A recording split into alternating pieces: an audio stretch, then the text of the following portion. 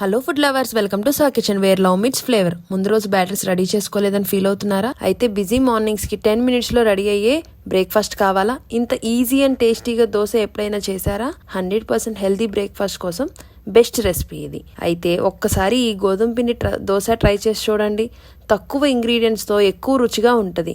ఈ గోధుమ పిండి దోశని సింపుల్ ట్విస్ట్తో పిల్లలకి పెద్దవాళ్ళకి స్వీట్ క్రేమ్స్ని కూడా సాటిస్ఫై చేస్తుంది. ఈ దోశలోకి చట్నీ కంటే మన జాడీ పచ్చడితో చాలా టేస్ట్ వేరే లెవెల్ ఉంటుంది. కరకరలాడే గోధుమ పిండి దోశని ఇంట్లోనే తప్పకుండా ఒక్కసారి ట్రై చేసి చూడండి. ముందుగా ఒక బౌల్లో 1 cup గోధుమ పిండి, 1 tablespoon బియ్యం పిండి, కొంచెం తగినంత ఉప్పు వేసుకొని బాగా కలుపుకోవాలి. ఇందులో మనం బియ్యం పిండి వేసుకుంటున్నాం కాబట్టి దోశ చాలా క్రిస్పీగా వస్తుంది. తర్వాత కొంచెం వాటర్ యాడ్ చేసుకుంటూ దీన్ని దోశ బ్యాటర్ లాగా కలుపుకోండి.